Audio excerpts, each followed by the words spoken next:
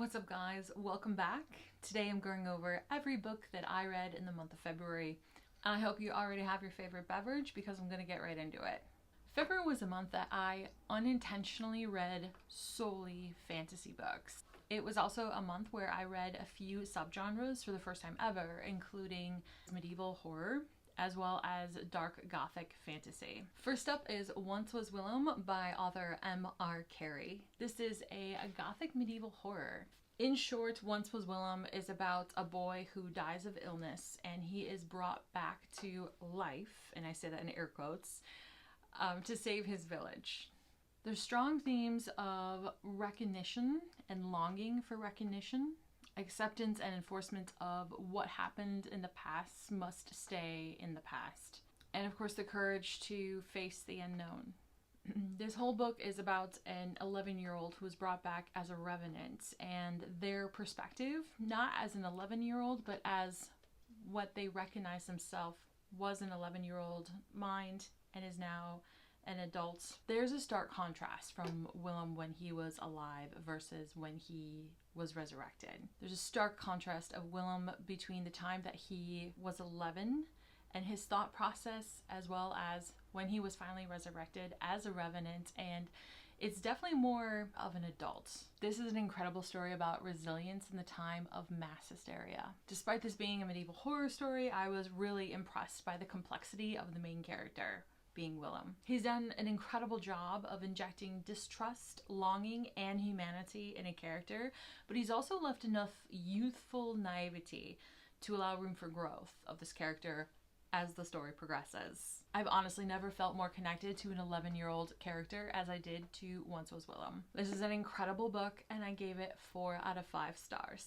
Next up, I read The Saga of the Unfated. Duology is by Danielle L. Jensen. First up is A Fate Inked in Blood. So the story opens up with Freya. She's our main character, and she has spent her childhood keeping a secret that only a few close to her know, and that is she has goddess blood in her. One day when she's a little bit older, the village jarl tricks her into getting what he wants, and that is marriage to her, because she's supposed to become the shield maiden according to prophecy, and he forces her to marry him so that he is in political advantage with the shield maiden. By marrying her, he hopes that she's going to unveil her magic and he'll be at political war advantage so that he can become the bigger jarl of the realm and then ultimately the king of everybody. The prophecy of the shield maiden is that she is going to unite the entire realm under one king, and she's destined to do this.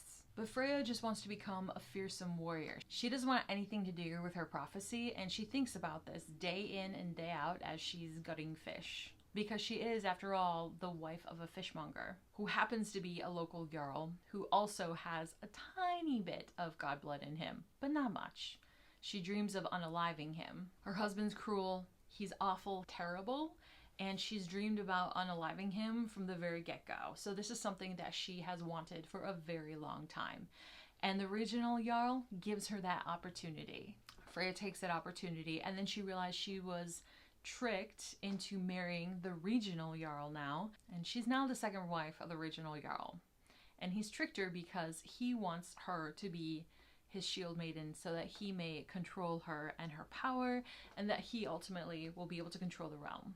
In becoming the second jarl's wife, the regional jarl then entrusts his son Bjorn to become her bodyguard, protecting her and helping guide her into the ways of a warrior, as well as protecting her from any of the other clans from attacking her and taking her for themselves. Bjorn and Freya end up falling for each other, and the story unravels from there. A Fate Inked in Blood has a great deal of man versus self themed situations throughout the story, and that really resonated with me. I kept asking myself, how long would I last if I had to betray myself day and night? She has incredible amount of resilience, but she does question herself quite a bit. I also am quite impressed with the amount of restraint she has shown. She goes against what she felt was right or what she should be doing because it's probably the right thing to do, not what she wants to do. And honestly, I found myself wanting to punch the pillows so many times when she was choosing something other than what she ultimately wanted. Overall, I thought this was a wonderful story about one coming into oneself. And of course, the follow-up to this duology is A Curse Carved in Bone. A Curse Carved in Bone picks up right where A Fate Inked in Blood left off. We follow Freya in this book as she navigates the kingdom with her newfound powers, her relationship with Bjorn, as well as her relationship with herself. And now my thoughts on this book. The revelation that we get in A Curse Carved in Bone upends quite a bit from the first book. We get actions and we get answers, finally. And we get the ending that makes absolute sense.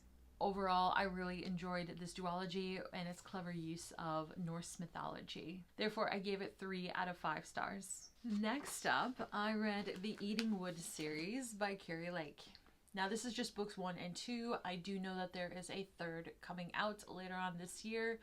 I don't think the release date has officially been released. The Eating Wood series begins with Anathema, and this is a dark gothic romantasy. This is also the first time I read a book in this particular subgenre, and oh my gosh, it was so good. It was so good. Mavis Broadwick is the oddball of the village, and she's our main character. She's considered the oddball of the village.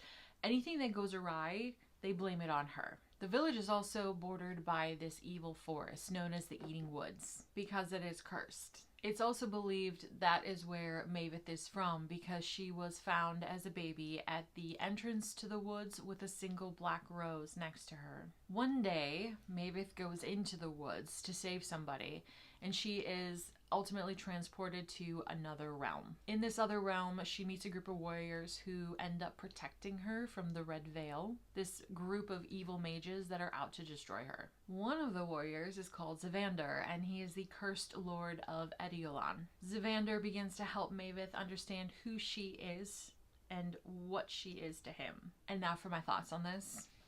It was so good. Actually, one word only. Incredible. I received this book as a Christmas gift from my husband. I added it to my TBR knowing that I have never read any of this dark horror subgenre, and I was curious. Didn't know what to expect, went in blind. There wasn't a whole lot that I read about this book. I know it had been recommended to me goodness knows how many times on all the various platforms. And so yes, I was very influenced by this, and it did not disappoint. It is well known for being atmospheric, from the dark and daunting woods that border the village to the representation of social status based on your dwelling and where you lived. Every page in this book is just steeping in eeriness, and I loved it. I am a big fan of Carey Lake, and I look forward to reading her other works, including Eldritch. So as I was just absolutely obsessed with Anathema, I immediately ordered Eldritch, and it didn't arrive soon enough for me to pick up right away. In Eldritch, Mavis and Zavander return to the mortal realm because they're being chased by the Red Veil, and they are seeking answers into Mavis' past.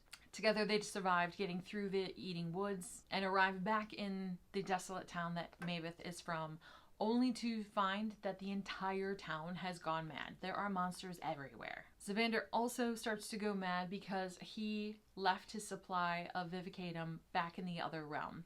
Vivicatum is the one substance he takes so that he does not descend into madness. Zavander and Mavis find help in an unexpected place, and now they must navigate deep trauma as Zavander is descending into madness. This book is incredible. I particularly loved how we got Zavander's backstory and why he is the way he is. Eldritch revealed a devastating history from Zavander's past, and it's all about emotional and physical trauma and abuse that was inflicted upon him by a female warrior, evil woman who is in great power. I cannot tell you how much I'm looking forward to book 3, which is called Vesmora, and it should be released later on this year. Please, please, please. Anyways, The Eating Woods by Carey Lake. If there ever was a book that I want to reread for the first time ever, it's definitely this story so far. Next up, we have The Everlasting by Alix Harrow. The Everlasting is a story of a man called Owen Mallory who travels in time loops to meet the Lady Knight Sir Una Everlasting and help make sure that she lives up to the hype that she has in Owen's current time. What Owen didn't plan was that he must write and rewrite her story until he gets it right, or that he would fall in love with Sir Una Everlasting time and time again. This book was full of shocking moments I did not see coming. The smallest detail coming back to you later, revealing what is actually going on as the story progressed and then regressed through time. This is a story of star-crossed lovers, looping time travel, and plays heavily with gender reversal. At times I feel like this was kind of a choose your own adventure, but then I realized, was there actually a choice at all? The answer is there's always a choice. And if you had the ability to go back and fix your mistakes, after the fix is made, the future changes and the outcome might not have been what you intended. The Everlasting was at times heavy with grief and full of best intentions that did not fare well in the very end. Don't get me wrong, the story is sad, but it has a really happy ending. It was wonderful. I gave it 4 out of 5 stars. And finally, I read The Enchanted Greenhouse by author Sarah Beth Durst. This is a standalone of interconnecting stories from the Spell Shop series. This is a story about a librarian called Turlu Perna, and she works in the Great Library of the capital. One day she's longing for another sentient being so she doesn't feel so alone, so she practices forbidden magic to bring a plant to life.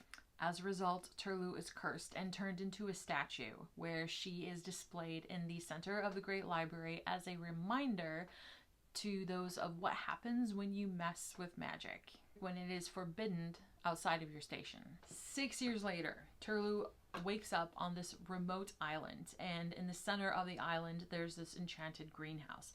And it's not just one greenhouse, it's many greenhouses. She discovers that the greenhouses are full of plants that are dying, and they are being tended to by a sole, grumpy gardener. We discover the plants are dying due to a curse that a deceased sorcerer had placed on the plants after his daughter died. Together with some unexpected companions, Turlu then uses the forbidden magic to undo this curse and helps both the greenhouses and the island survive. My thoughts on this. This was a really nice change from the high-stakes fantasy stories that I have been reading a lot of lately. And it's cute. I really enjoy how this is a standalone, but it is part of an interconnected series. In fact, Turlu is mentioned in the Spell Shop. As a gardener myself, I really appreciated all of the ecosystems that were represented in each individual greenhouse, as well as the reason why the greenhouses were falling. This was a low-stakes, sweet story of personal healing and growth. I gave it 3 out of 5 stars. And there you have it, guys. These are all 8 books that I read in the month of February. Please like and subscribe, and I will see you again next time. Bye!